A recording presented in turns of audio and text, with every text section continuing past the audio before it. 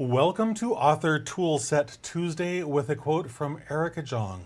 I really love this one. The hardest part is believing in yourself at the notebook stage. It's like believing in dreams in the morning. How many times have you had a dream, you woke up from it and you thought, wow, that was incredible. And then it seems like almost instantly, just it vanishes. Or maybe it's that thought that you had, that amazing thought that you had going to sleep at night. And you thought, that's so incredible, I will never forget that.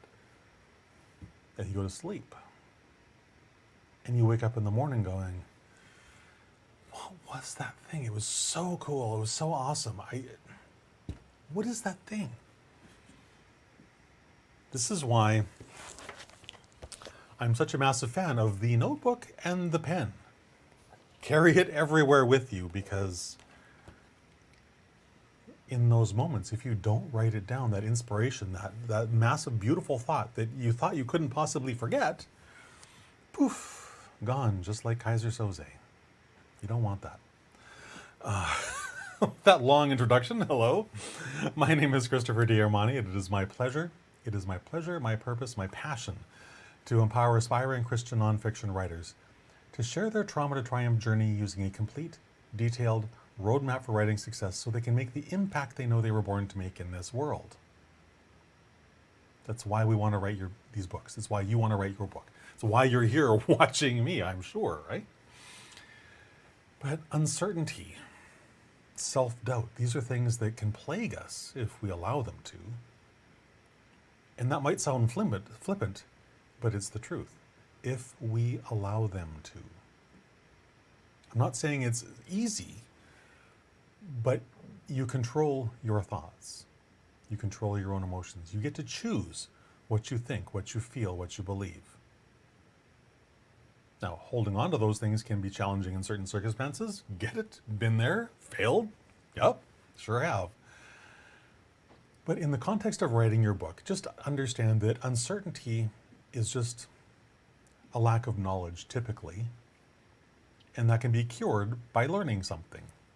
I know that sounds shocking, but that uncertainty that often is with us, especially in the early stages of writing your book, it's at that fragile point where you're so excited about this possibility, and yet there's all this stuff that's unknown. You don't know if it's real. It's like that dream that you had that was so vivid that you couldn't possibly forget it in those 3 or 4 seconds after you woke up. And 30 seconds later, long before you've even taken your first sip of coffee in the morning, it's gone, and you're left with the feeling of it, but all the details are gone. Consider this that mustard seed of faith that you need to write your book. When these ideas pop up, especially at the beginning, where the whole project seems a little bit, uncertain, filled with excitement to be sure, but I don't know enough, I'm unsure, I don't believe that, maybe I have some beliefs that I can't do it. But you have this divine little spark of an idea that bubbled up to the surface. Write it down. Write it down. Matthew 17:20. If you have faith as a mustard seed, you will say this to the mountain, move from here to there, and it will move, and nothing will be impossible for you. That's the power of faith. That's the power of faith. The mustard seed is a tiny, tiny little thing, just like this little tiny glimmer of an idea for your book.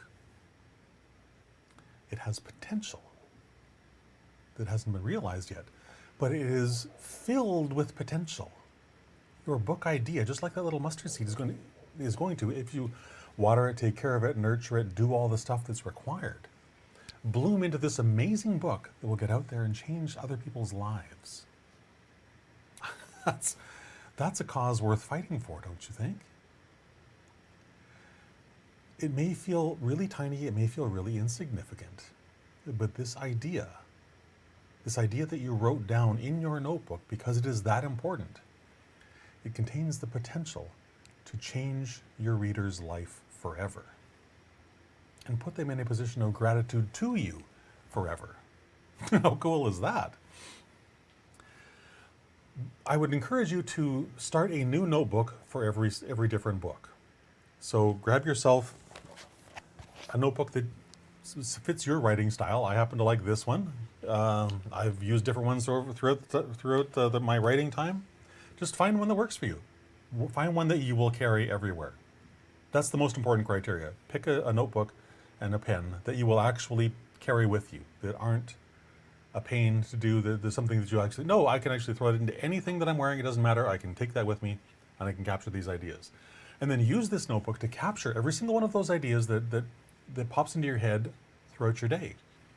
Maybe you're sitting in a coffee shop and you hear this phrase that goes, huh, that's kind of interesting. Maybe there's something there. Write it down. Because you'll never remember to do it 2 hours later when you finally get home or back to the office or whatever it is. You won't. So use that notebook to capture these ideas. Because throughout the day, you're going to have these flashes of inspiration. And my friend Dina, she wrote a book called The Shower Genius, because for her, the shower is the place where she has the most amazing ideas. So she has I'm going to call it a whiteboard for lack of a better term. I don't know what the actual name for it is. It's a waterproof thing that's in there in the shower with her, that so when these flashes of brilliance pop in, she can write them down. And she carries a notebook too, but that's her thing for the shower. And if that's you, then do something different. Maybe you want to just have a voice recorder handy, or maybe you want to have a notepad and pen, or maybe you want a waterproof thing you can stick on the wall of the shower with a pen that'll still write when it's wet. And get these things caught down, because if you don't, they're so fleeting. So fleeting.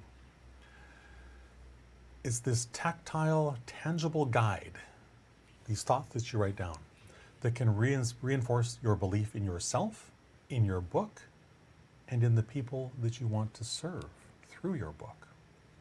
Track your progress. Use it to keep track of what goes on every single day. And should you get sidetracked, this is the beautiful thing, use your outline, use your writing schedule, use your deadline as those tools to get you back on track. If you missed a day of writing because something was more important, maybe it truly was, I don't know. Most of the time for me, that's crap. It's just crap. I simply want to procrastinate, so I pick something else that, while it has importance, it is certainly not the most important thing.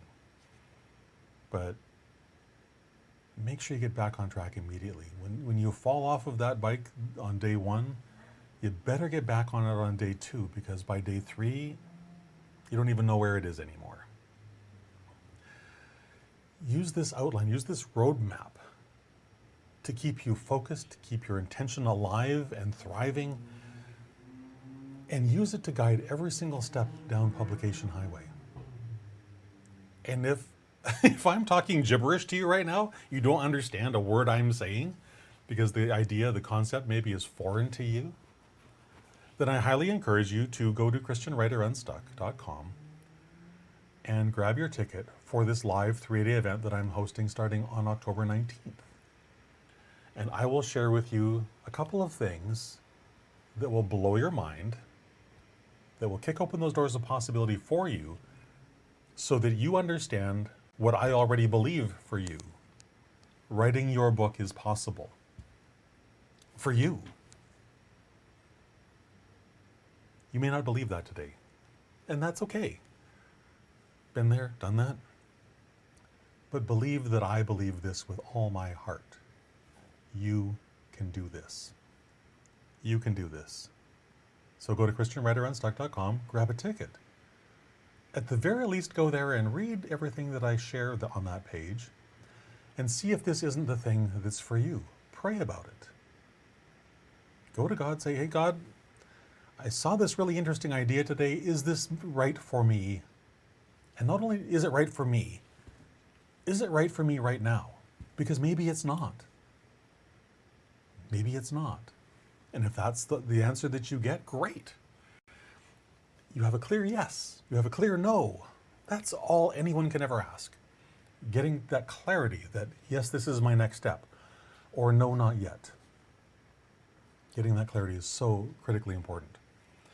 And whether Christian Writer Unstuck is right for you or not, right now, I would like to believe that tomorrow afternoon at 3 o'clock Pacific is right for you because you're here today. So I'm hoping you'll be here tomorrow as well. I would love to see you here. Have a fantastic rest of your day, and until tomorrow and or October 19th, I'll see you then.